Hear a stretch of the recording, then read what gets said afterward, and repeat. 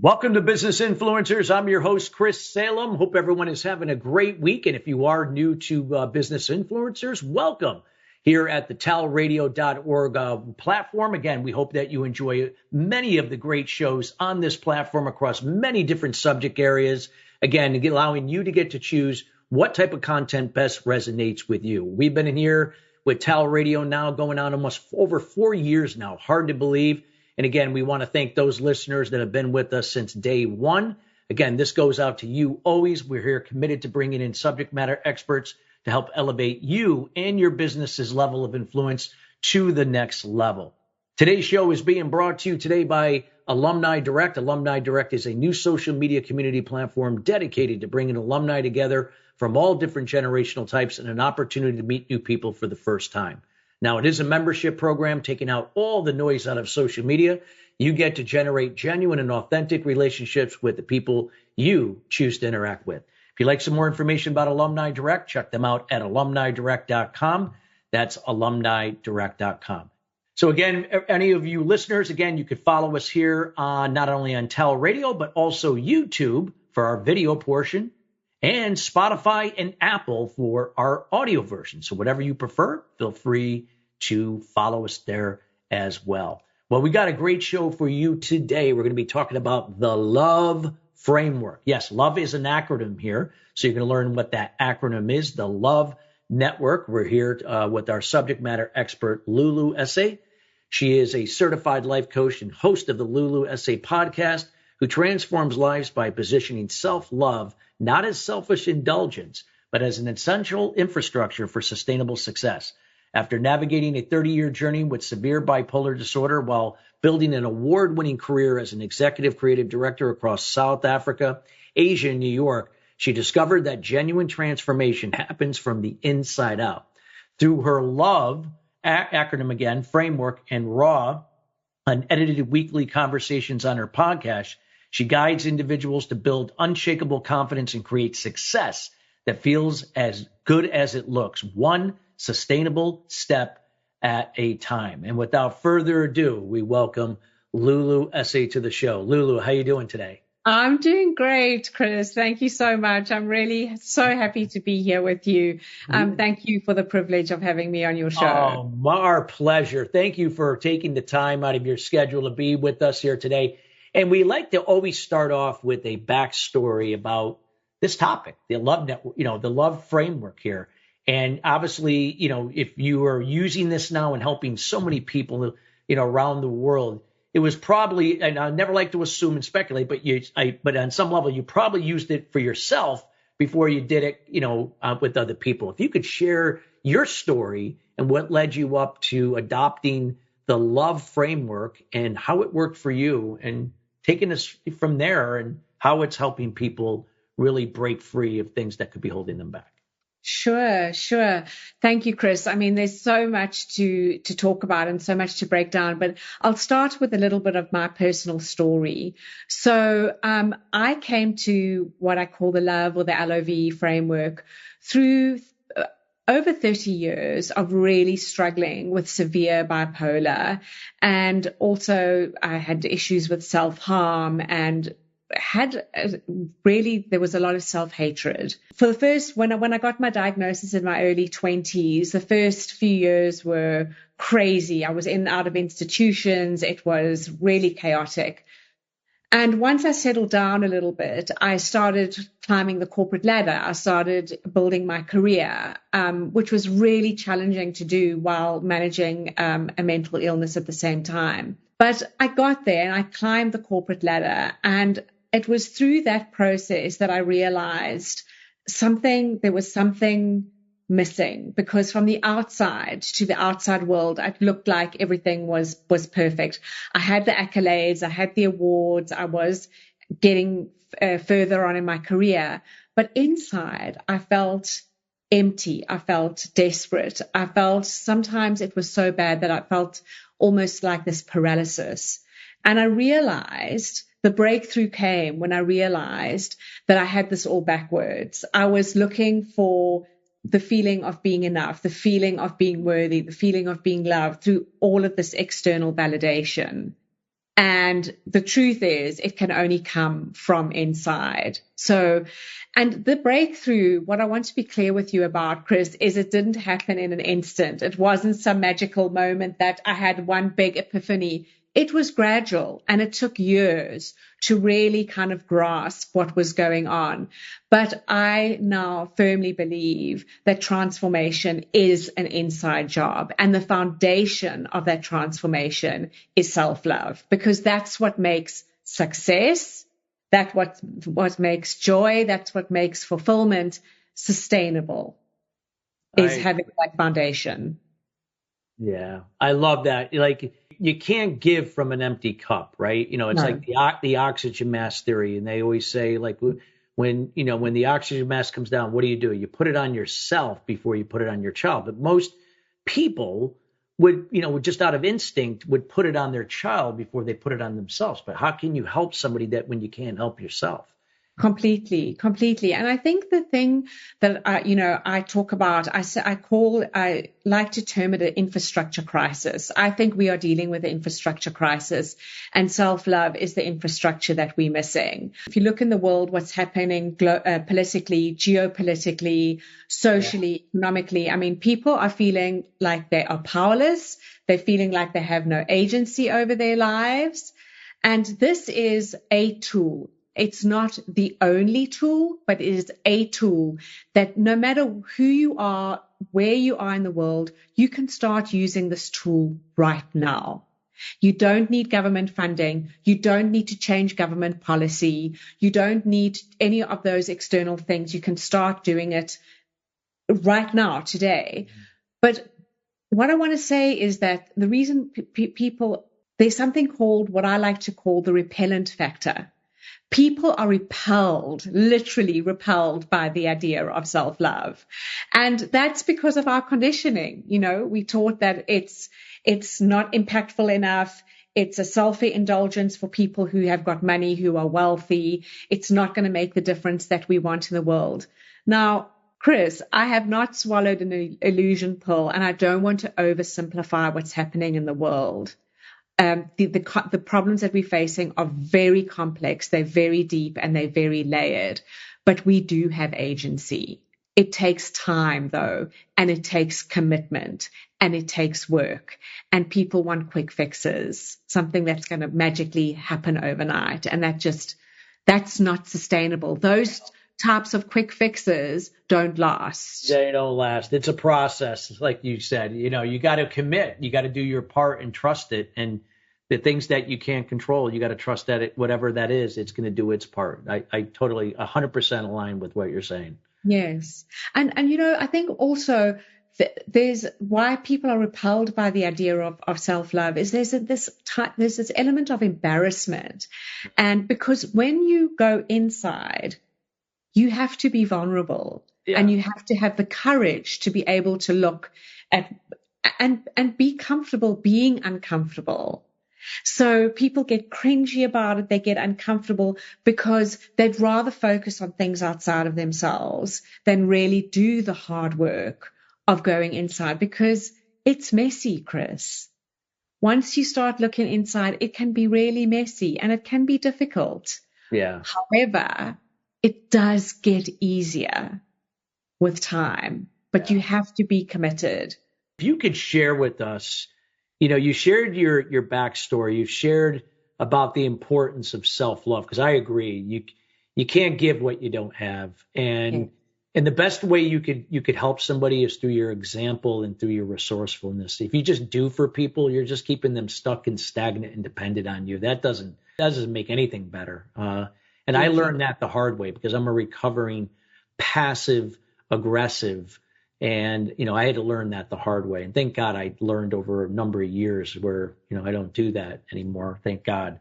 But if you could share with us what you had learned and what you've been, working with people on with this framework, where does it start? Like, I don't know if it starts with the L first or if there's something before the L, but if you feel free to share with us the process. Absolutely. I'll break the framework down for you because it's very easy to understand. And this framework works because you can start where you're at. A lot of people are waiting for change until the bills get paid, until they get the promotion, until they lose the weight, until whatever it is. But this is something that you can start with where you're at right now. So the L of the first letter is listen to your inner voice. And this is not about some sort of mystical guidance. It's about noticing the conversation that you're having with yourself. What is your inner voice saying to you? How does it talk to you? But here's the important part. We're not wanting to fix it. We just want to notice. We want to bring awareness, because that with awareness, that's when things can begin to shift. So listen to your inner voice is about having that awareness. It's not judging yourself when you're in self-criticism or self-doubt. It's just awareness is the practice in and of itself for the L. Then we go to O. O stands for own your worth. And this means making decisions from a place of I matter now. I am enough now. I am worthy now, rather than I'll matter when I get my promotion or when the debts are paid off. And, these can be simple things, Chris. It can be simple things like choosing a food that is nourishing because you want to nourish your body rather than because you hate your body. It's a shift in mindset. And it can be acknowledging that you are enough, even though you still have goals and things that you want to accomplish. So I'm not saying give it all up and say, oh, I'm fabulous. No, there are still things that we are reaching for in life, but this framework can work within that. And then V is for value your journey, because our journeys, I've listened to your show, Chris, and I've heard you talk about your journey with addiction, your relationship with your father. And it's about valuing, which I think you do beautifully in the way you speak with your guests. It's about valuing every experience, even the painful ones, because the painful ones are where the wisdom lies. And it's also about celebrating, the messy imperfection of life, because life is messy and life is perfect. And, when you find yourself in a place of self-criticism, part of valuing your journey is not trying to switch it automatically. You can't go from self-hatred to the kindest thought imaginable. It's a step-by-step process. So a little less critical, a little less self-judgmental, and then you build from there. And that's where that consistency comes in. And the E is one of my favorite parts. The E is embrace imperfect action. Perfect action, Chris, it ain't available. It ain't happening. Yeah. I've looked everywhere for it and I can't find it. But it doesn't exist. There's things you can control and there are things you can't control. And most of the time you can't. So you're not going to perfect any of it. Exactly. So embracing imperfect action is just about moving forward, even when you're scared, especially when you're scared and uncertain and you feel wobbly. And I embrace imperfect action in my life every single day. And it's so much easier to kind of wait until circumstances are so-called perfect. It just doesn't happen. So embracing imperfect action is really one of all four letters are important, but it is really, really important in this framework. So this is just the skeleton. And then we start there, and then I work with clients, and we use this as a way to really go deeper. But you need to meet the person. You need to meet yourself where you're at.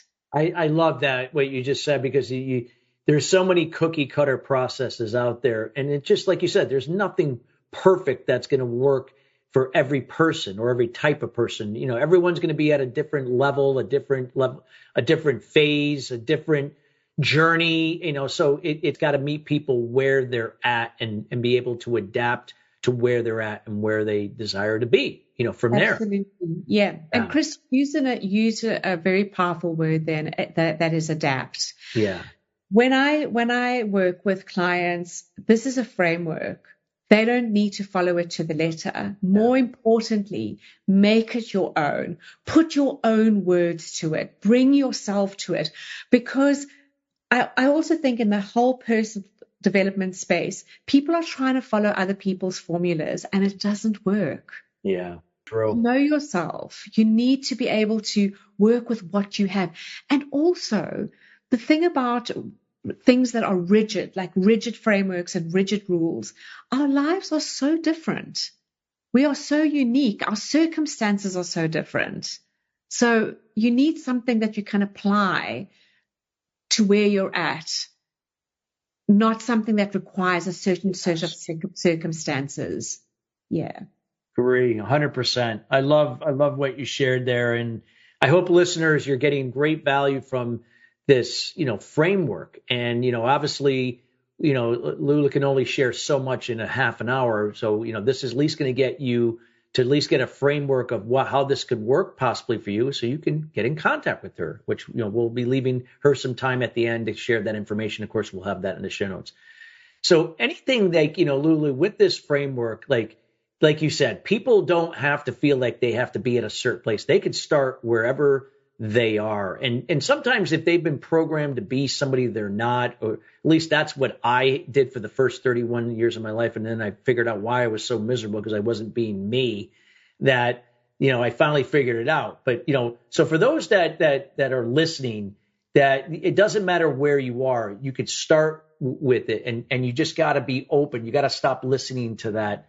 I like to call it the inner critic, just, Yes. Give yourself some room to be open, that things can, you can step out of this challenge that you're in, whether if you did it yourself, or whether if it's something like you said, that you dealt with some mental health issues like me. I have ADHD, I was born with it, and I had to work around it. I had to find ways to offset the symptoms, all of that.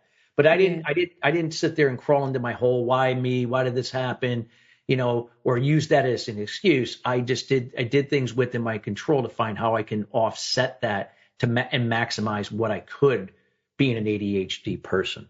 Yes, yes. And, Chris, I think also that, when you find yourself being critical, that inner critic is there for a reason. Yeah. That inner critic, there's a set of circumstances that led you to have that inner voice. And what notice, I didn't at any point in the framework say change anything. Yeah. So when you start to listen to that voice, leave the judgment aside. Yeah. Because the last thing you want to do is now start judging yourself for having, it's kind of like it exacerbates it, judging yourself for being self-critical. That's why I believe awareness is the first most important point. Once you are aware without judgment, then you can move from there. But if there's no awareness, and willingness as well, you need to be willing. Yeah. So true. Love it. Yeah. Love what you shared there. And also, Chris, from a business perspective, because I'm very conscious of the fact that this is the Business Influencers show, I think what's happening is we're spending billions. Corporations are spending literally billions on employee wellness programs, mental health initiatives, conflict resolutions, but all these things are treating symptoms. Yes, I agree. And I'm not saying a lack of self-love is the cause for everything, but it is one of the primary root causes. Oh, it is. And leaders as well. Leaders who operate from a place of not loving who they are, they come from a place of scarcity. They can't think innovatively, and people are not naturally drawn to leaders who aren't comfortable in their own skin. Oh, absolutely. It's energy, right? It vibrates at a different level. And like you said, if you don't love yourself, not selfishly, but in a way that's raising your confidence, and confidence is an ego. It's not about that, hey, I'm better than you. It's being that hey, I'm going to be the example that you could be just as resilient, if not more resilient than me, going through what I went through, that you could go through now to come out on the other side. And or when I make a mistake, it's okay that I can say I did and I learned from it. And like you said, I mean, people observe your communication, your behavior, your attitude, your emotions, and how you respond versus react to people in situations, and your action. And if they contradict each other, then they may not know it consciously, but they're not going to follow. And for me, the best gift that anybody ever gave me was through their example and their resourcefulness. Nothing better than that. Absolutely. And Chris, the other thing is, when we look specifically at business, there are always failures in business. We're not going to have a success all the time. But when you have a strong foundation of self-love, you are so much more emotionally resilient and you can bounce back quicker. This is not saying that you'll never have another failure or you'll never have another. I have them all the time. But my resilience and the speed at which I bounce back is so much quicker. So there is a business angle to this, and this is not just kind of woo-woo out there stuff. This has a real world implication. People are feeling helpless. They're feeling like they have no agency over their lives. And this is something that gives you some feeling of agency. It's not going to change the world overnight, Chris. It's not going to change government policy, but it is going to make a difference. If enough of us are willing to do the inner work, it does make a difference, because it makes a difference to every decision that you make, makes a difference to every relationship you have. It impacts everything. It does. So true. And I love what you're sharing. And because, you align with our values here at Business Influencers, including my other radio show, where, challenges, obstacles, and setbacks are part of the process to success. You have to be committed and be accountable, and you're not here to treat symptoms. You're here to provide, hey, let's get to the foundation of where these problems are. Let's address them and let's move towards the solution. And it's a process. Yes. Yeah. It is, Chris. And just on that, on the fact that it's a process, is you don't graduate from self-love school and get a certificate and think that's it. Exactly. I'm okay. It's a daily practice. I have to practice it every day. And it depends on what's happening in my life. How much am I keeping my self-doubt in check? It's not that I don't ever doubt myself. It's not that I don't ever have self-criticism, but I have a much deeper awareness. And this is about, I don't want people to confuse self-love with self-care. Self-care is important, but this is a lot deeper. This is a true, genuine compassion for yourself. And when you feel that compassion for yourself, you can then feel it for other people. And there's something that if you allow me, that I really want to touch on. Sure. That is developing a practice of self-love is one of the biggest services that we can do to humanity. And I am all about service, Chris. My personal mission is to be of service to as many people as I possibly can. And self-love is my avenue.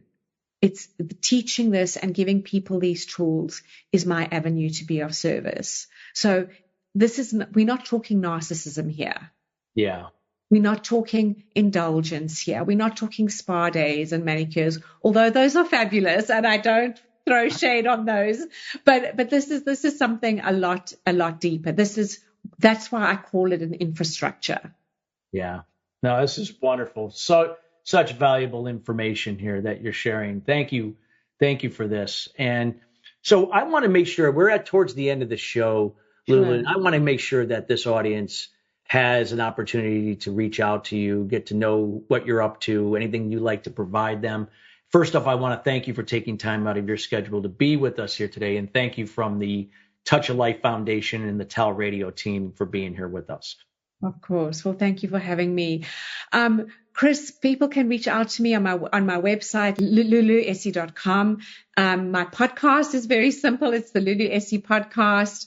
I'm very approachable. I welcome people to reach out to me. Also have the L.O.V.E Framework on my website as a free guide, so people can go to my website and download it. So it's all there. Thank you. Yeah, we'll make sure all of that is in the show notes as well. And we highly encourage you, again, to reach out to Lulu. This is just the tip of the iceberg of what she shared, hopefully to head you in the right direction on what you can do to give yourself self-love and self-care, because that, without it, how can you truly help somebody else? Thank you again, Lulu. We appreciate it. Of course, Chris. Thank you for having me and giving me this opportunity. Thank you. And listeners, thank you for coming each and every week here at Business Influencers. Again, we are committed to bringing in subject matter experts like Lulu to help elevate you and your level of influence to the next level. And if there is any questions that you have, feel free to reach out to Lulu direct. And if you do reach out to us, we'll make sure to connect you with her.